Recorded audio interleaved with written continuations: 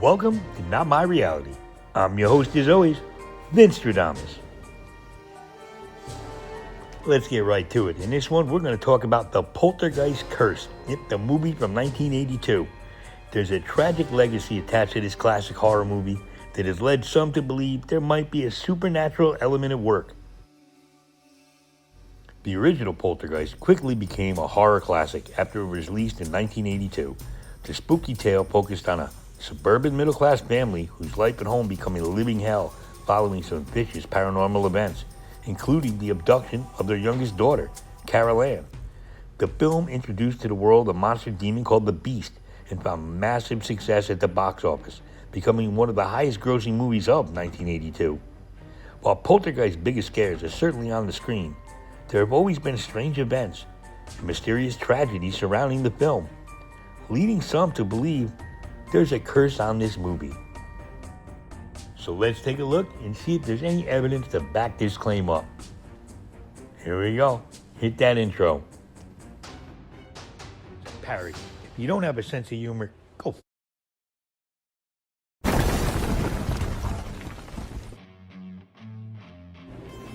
Welcome. Is this my reality? Is this your reality? Support the channel, hit that like button, hit that subscribe button, smash that notification bell. I wonder, could you even fit in the TV these days? Just saying.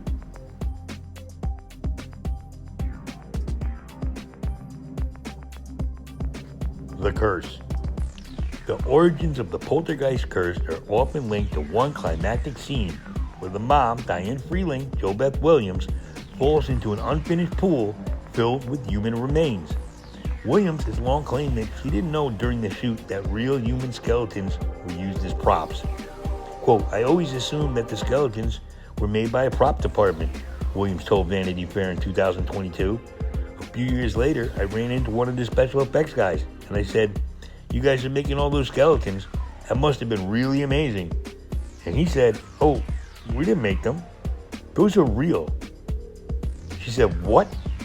He said, "Yeah, those are real skeletons from real people." Some fans suggested that perhaps the owners of those bones weren't too happy with how their remains were being used, leading to the eerie incidents that followed.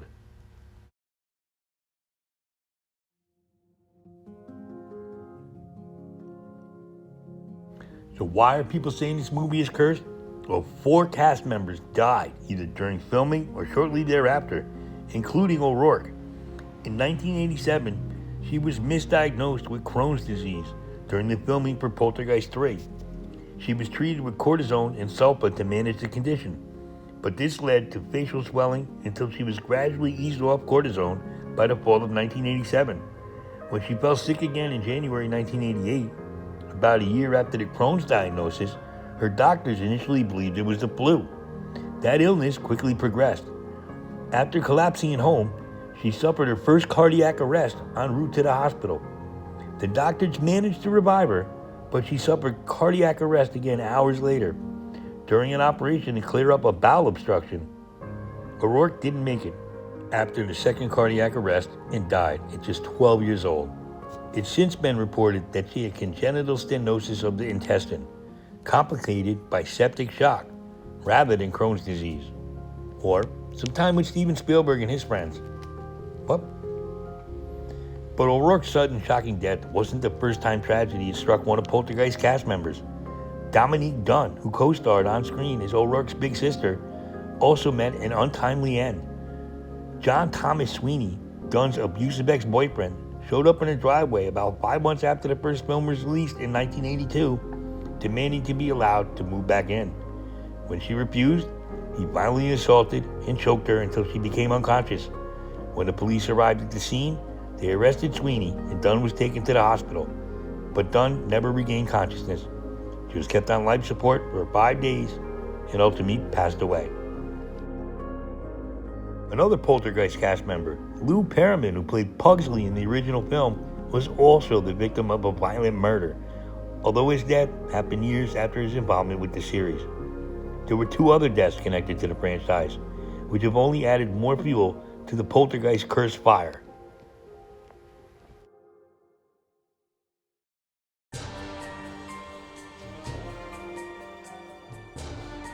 The set of Poltergeist II also had some strange occurrences. Cast and crew members, including star Craig T. Nelson, reportedly had a weird run of unusual mishaps while working on the film.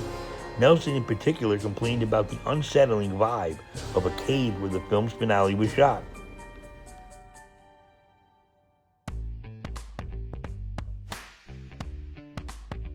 While some may believe there were eerie things going on during the making of the movie, others had taken it all with a grain of salt.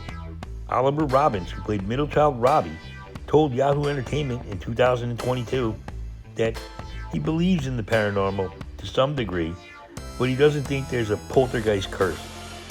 He says those deaths can be explained. You had these tragedies happen, but they were going to happen whether the actors were in the movie or not. Well, what do you think? Is this just a normal everyday life where bad things happen, people pass away? Or is it not a good idea to swim in a pool with actual dead people's bones? I mean, did a real poltergeist get offended by this and, do something? I don't know. What do you think? Leave a comment down below. Let's get the fuck out of here. I think it's time for that Spielberg video. What do you think? Peace. Caroline, come to the light. Come to the light, Caroline.